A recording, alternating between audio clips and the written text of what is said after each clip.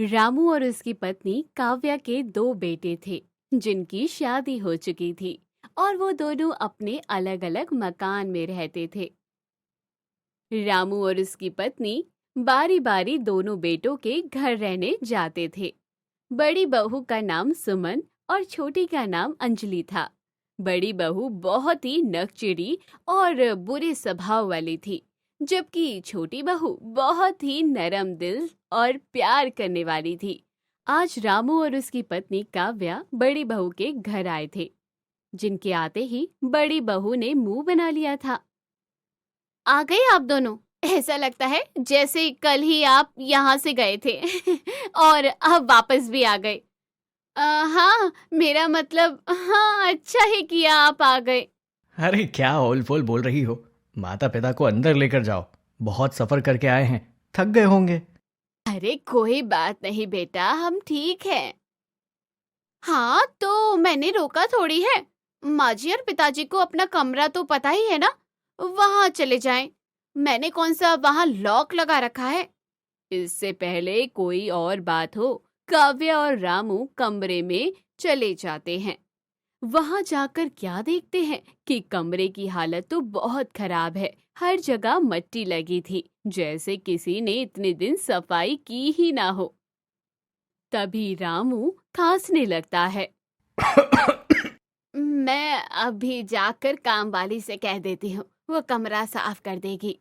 काव्या जाकर काम वाली को बुला लाती है और उसके साथ मिलकर कमरा साफ करने लगती है। पीछे से सुमन भी आ जाती है। काम वाली को अपनी सास का कमरा साफ करते देख सुमन को बहुत गुस्सा आ जाता है। अरे कल मुही, यहाँ क्या कर रही है? तुझे पैसे क्या मुफ्त के देती हूँ? इतना सब काम छोड़कर यहाँ पर लगी हुई है। छोटी मोटी सफाई तो माँ जी खुद ही कर लेंगी। बाहर जो इतना सारा काम पड़ा है, वो कौन खत्म करेगा? सुमन को इतना गुस्से में देख सास काम वाली को जाने को कहती है और कमरा साफ करने लग जाती है। रामू सब कुछ देख रहा था, मगर वो खामोश ही रहता है। अगले दिन सास सुबह रसोई में चाय बनाने जाती है। वो जैसे ही चाय बनाकर ले जाने लगती है तो उसकी बहू सुमन आ जाती है। माँ जी, आप सुबह सुबह रसोई में? हाँ बेटा, काफी देर हो गई थी। दिन चढ़ने को है।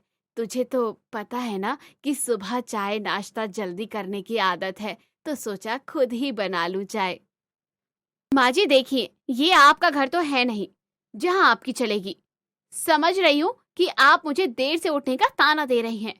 न जाने सारी सासें एक जैसे क्यों होती है। खैर, आप यहाँ से जाइए, मैं नाश्ता बनाकर भिजवा दूंगी। बेटा, मेरा वो मतलब नहीं था, तू गलत समझ रही है। अच्छा, नाश्ता कौन बनाता है? नाश्ता भी मासी बनाती हैं। मैं तो गर्मी में खड़ी होकर काम नहीं कर सकती, इसलिए सारा काम मासी ही करती हैं। खाने के लिए अलग मासी आती हैं। अभी 11 बजने वाले हैं, वो आती ही होगी। आप जाइए यहाँ से। बेटा, अगर बुरा ना मानो तो एक बात कहूँ। कहिए। बेटा, तुम भले ही सारा काम मासियों से करवाओ, मगर रसोई खुद देखा करो। क्योंकि कल ही खाने में भी बहुत नमक था। रोटी मोटी और जली हुई बनी हुई थी। तभी मैं सोचूं कि बहू तो ऐसा खाना नहीं बनाती थी। सुमन बिना कोई जवाब दिए वहां से चली जाती है।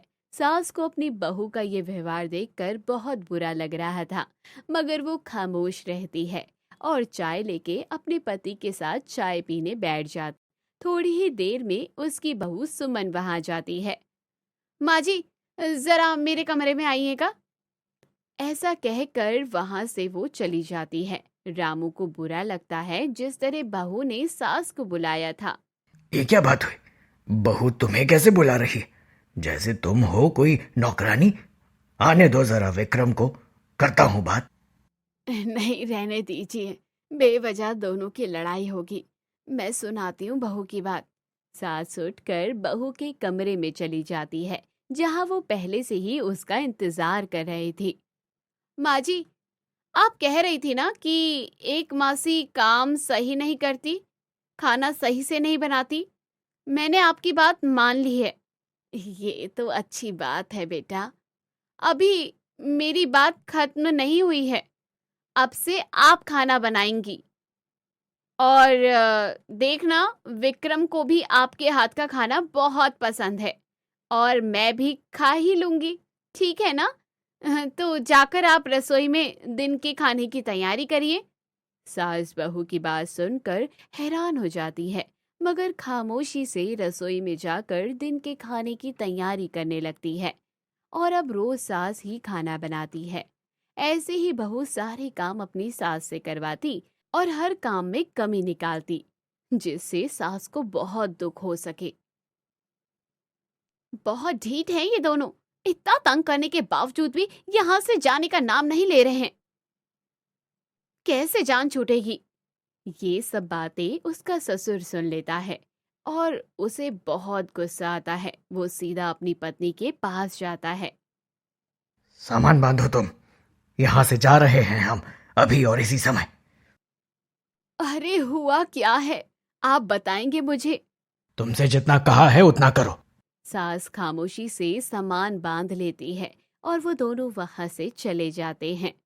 हम कहाँ जा रहे हैं? ये छोटे के घर वाला रास्ता नहीं लग रहा है जी।